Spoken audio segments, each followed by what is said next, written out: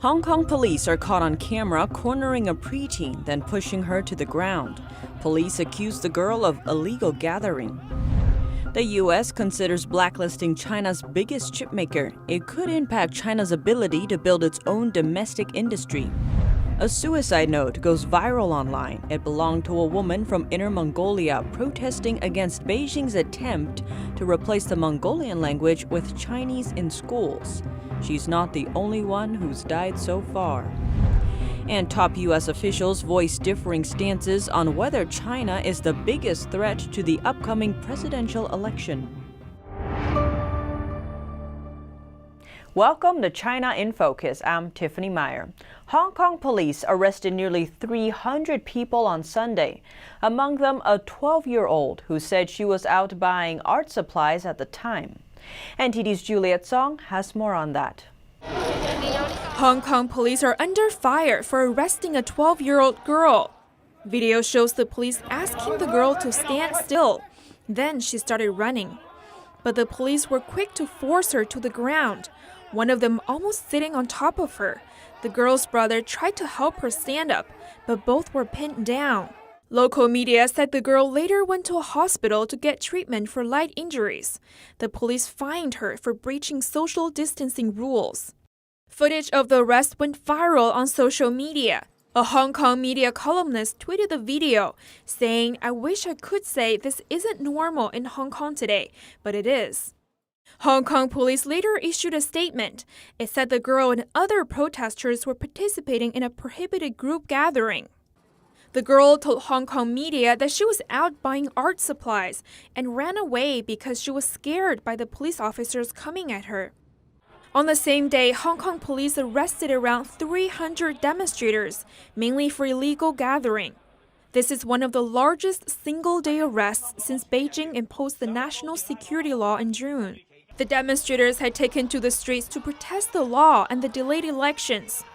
Hong Kongers had expected to elect their lawmakers on Sunday, but the city's leader Carrie Lam postponed it by a year, citing public health concerns.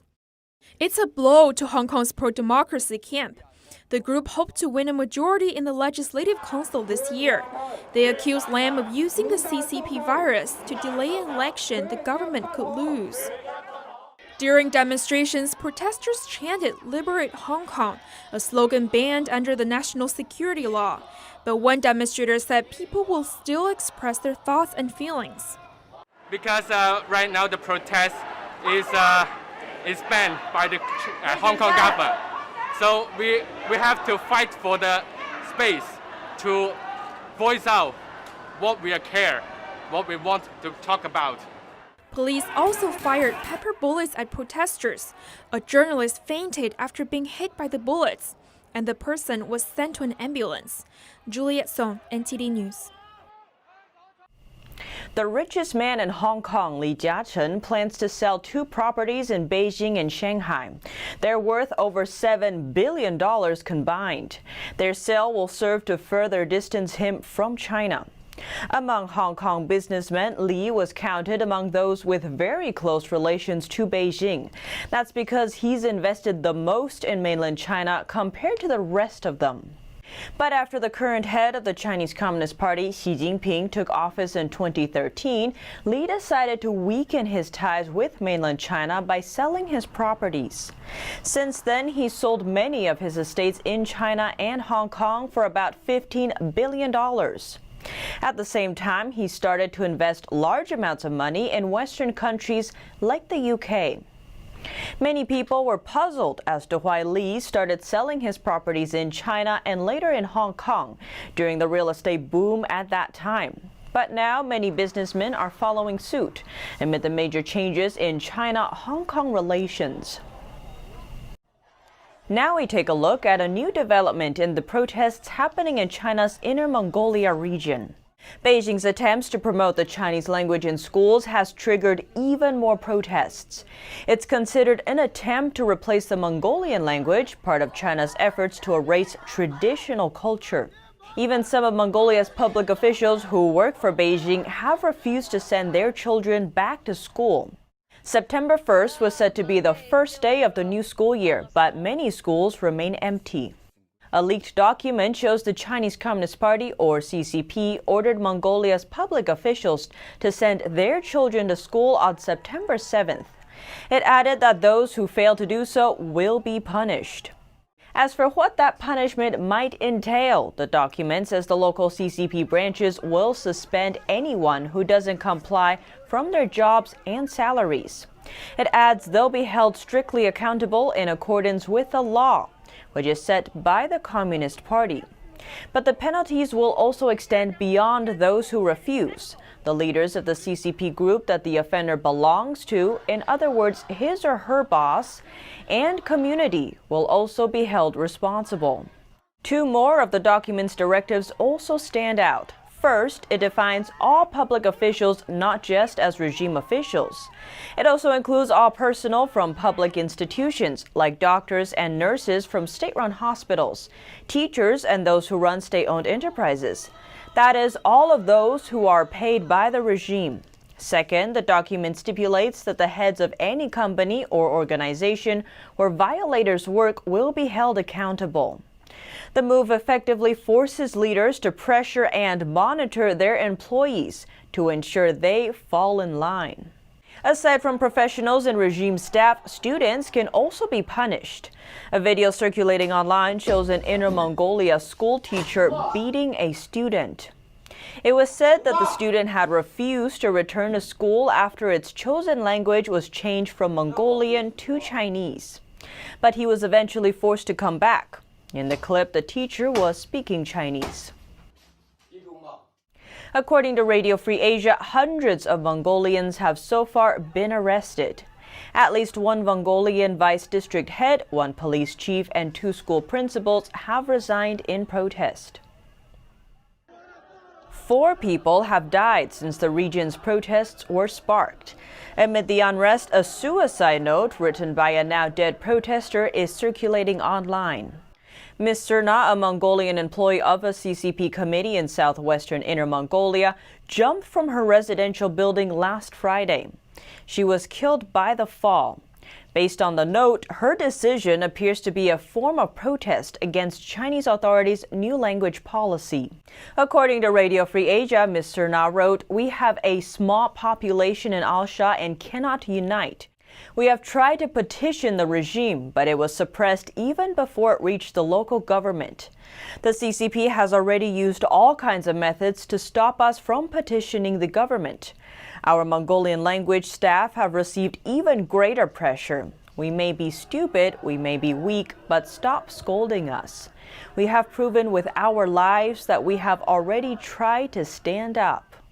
In an audio statement via WeChat, her husband said that Mongolians in his area are as determined as Mongolians anywhere else to stand up against the communist regime. With the deepest pain and sorrow, I say this is who we Mongolians are. My fellow Mongolians, this is a new round of the Cultural Revolution. My dear Mongolian brothers and sisters, I just would like to say to you that we Alsha Mongolians are as determined as Mongolians anywhere else.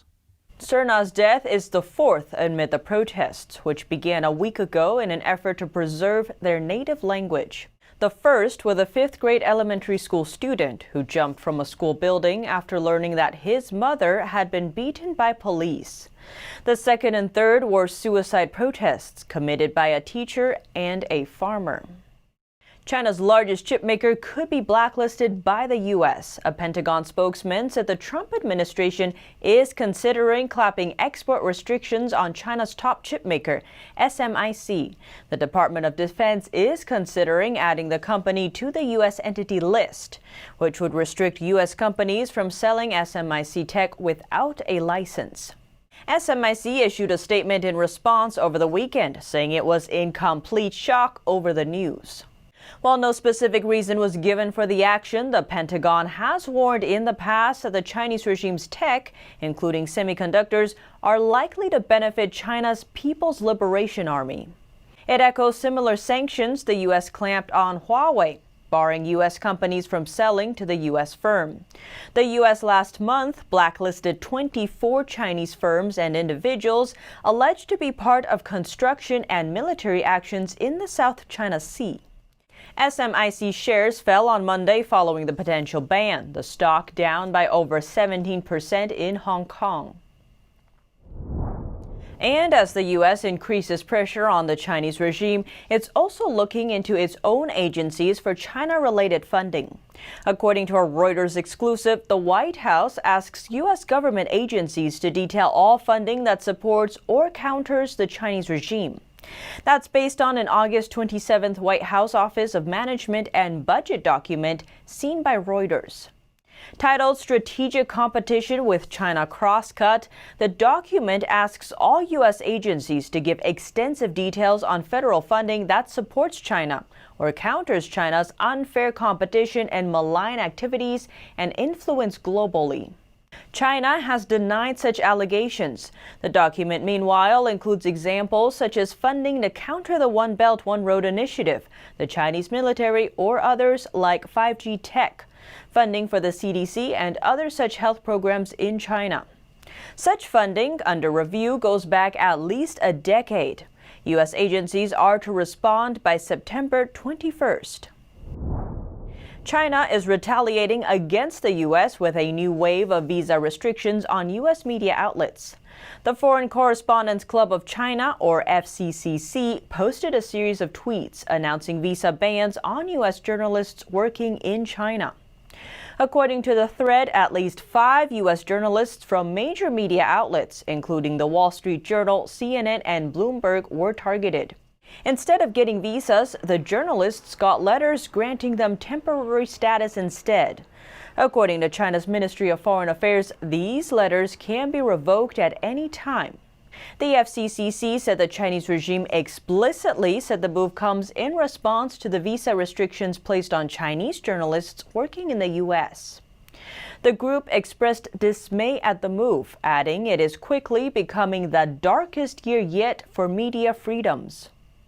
Now to China's influence on the U.S. Among the countries seeking to interfere with the U.S. election, some high-ranking officials say China is running the largest and most active campaign of them all. But not all officials agree. And again, we know that the Chinese have taken the most active role, but the Russians and the Iranians and other countries are involved as well. In August, U.S. National Security Advisor Robert O'Brien said the United States has found Chinese hackers targeting U.S. election infrastructure. U.S. Attorney General William Barr also reported something similar. Last Wednesday, he told CNN that China is a bigger threat than Russia when it comes to alleged interference in U.S. elections. He added that he's seen intelligence and that's what he's concluded. But Democratic presidential nominee Joe Biden and Democratic chairman of the House Intelligence Committee, Adam Schiff, have both adopted another opinion. On Friday, the former vice president said he didn't agree that China was the most major threat to the November election. That's as Schiff told CNN on Sunday that Barr is lying and misleading the American people. U.S. presidential campaigns are in full swing, but in the meantime, Taiwan's Democratic Progressive Party legislator Wang Ting-yu revealed that social media app WeChat's so-called Chinese Circle group has started circulating something curious: voting guidelines for Chinese Americans designed to help Joe Biden win the election. Wang posted a screenshot of a document on Facebook, which reportedly details the number of Chinese American citizens who live in the 4 U.S. swing states. The chart also lists a budget breakdown for mobilization to stop President Trump from being re-elected. Wang further pointed out that these screenshots are from the Chinese WeChat circle in the U.S. The social media group is reportedly inviting Chinese Americans to join a project, promising that they'll earn hundreds of thousands of dollars by sending messages and building connections with influential people.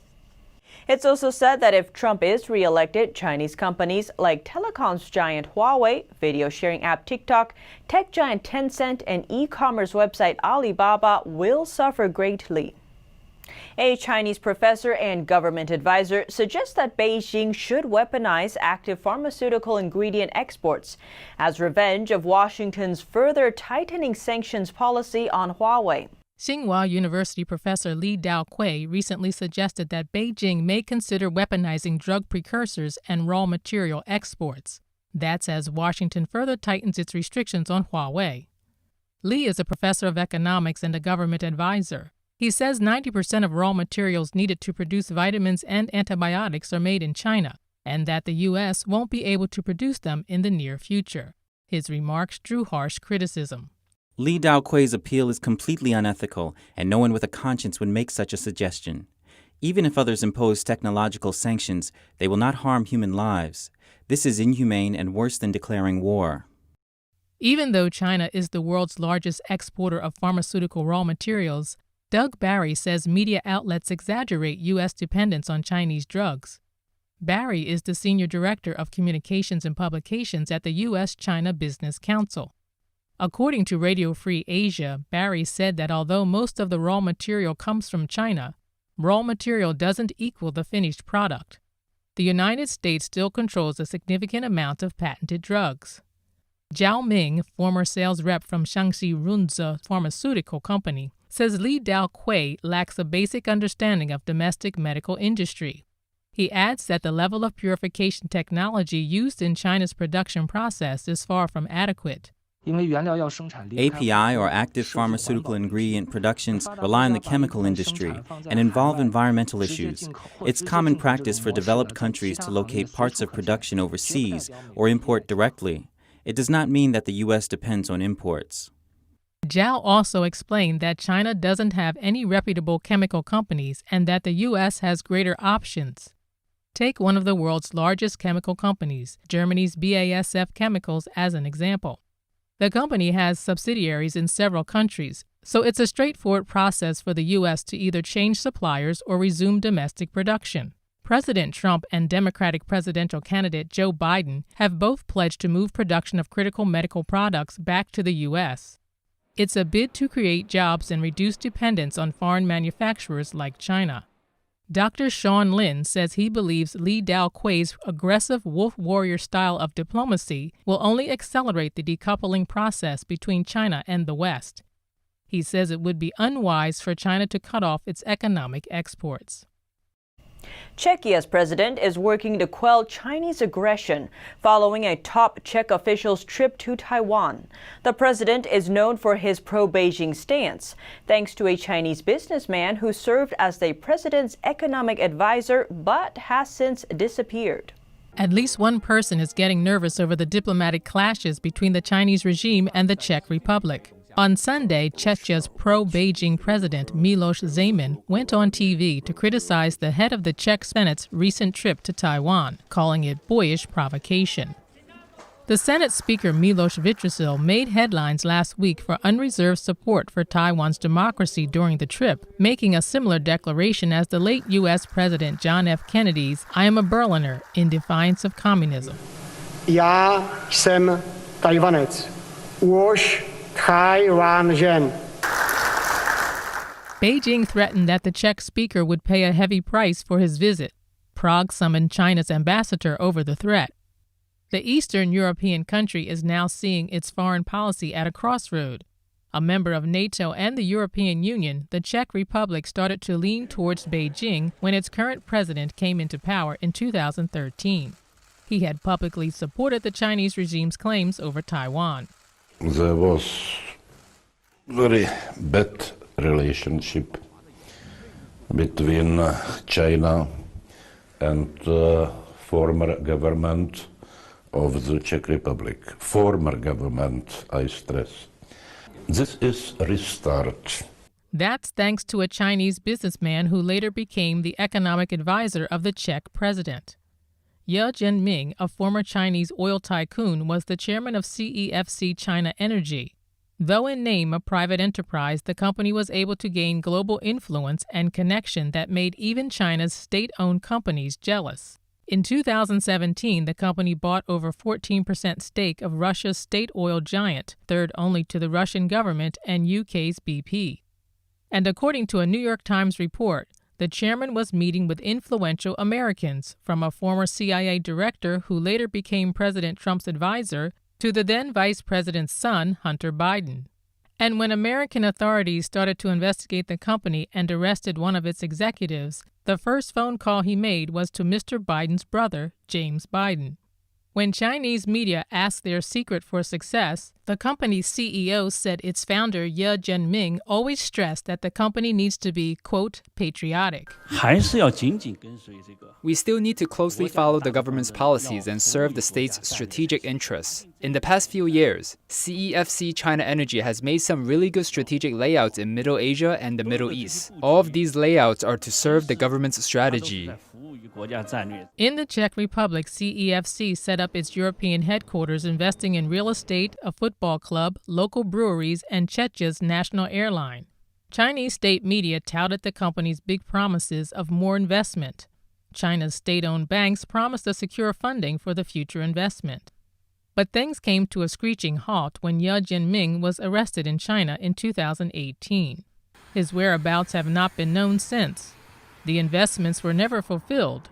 CEFC's assets in Czechia were taken over by a Chinese state-owned company at a very low price, leaving the East European country with not much other than a pile of debt.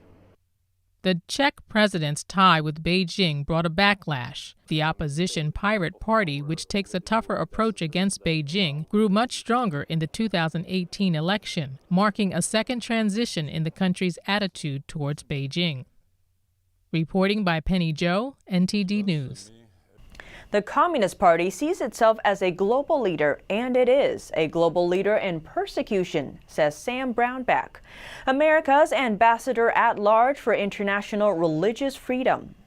American thought leaders host Yania Kellick talked to Brownback about the many ways the Chinese regime wages war with faith, from forced organ harvesting to forced sterilization. He's also keeping a close eye on Hong Kong for signs of religious persecution there too. Here's an excerpt from that interview. So, recently there have been reports of basically the Chinese Communist Party mandating that hospitals in Xinjiang either abort or even, kill after birth Uyghur babies. I find it even difficult to talk about this, frankly. What do you make of these reports? I make that they're credible. I make that they're credible reports are, and they're in the numbers. We certainly see that in the numbers of Uyghur children being born dropping precipitously. We have eyewitness accounts of people that have gotten out and have testified now regarding this. And this is at the horrific level. Again, here's China that's holding itself up, the Communist Party, as a global leader, and doing this to an ethnic group of their own people. I think this is completely unconscionable, and it's taking place today. For years, the world kind of turned a blind eye to what the Falun Gong was saying about organ harvesting. And people were saying, well, I'm not sure this is credible. And, yeah, you would see it, you'd look at it. It was in the numbers, the circumstantial evidence was there. Now you've had two credible institutions outside of China saying that, yes, this organ harvesting is taking place. And think about that just mentally, that you're taking and persecuting this individual, you're going to kill them and then harvest their organs to sell them. This is just horrific taking place. And I just don't think the world can now sit back and say, well, we're just not sure if this is happening. That just sounds like what we've done in past genocide, crimes against humanity, ethnic purges, whatever category you want to start calling these things, where we just want to say, I don't really want to confront the factual setting here. I'd rather just not know. I think we do know, and I think we have to act. You mentioned Hong Kong earlier, and so are you seeing the encroachment on freedom of belief since the advent of this national security law in Hong Kong? And if so, how is that playing out? I'm not getting reporting on it yet. I look for it to happen soon. I anticipate you're going to start seeing the persecution taking place there, but I haven't had a series of reports coming in yet, and maybe even this interview will stir people up to start sending things in that they're seeing taking place now. And that's all for today's China in Focus. Thanks for watching, and see you tomorrow.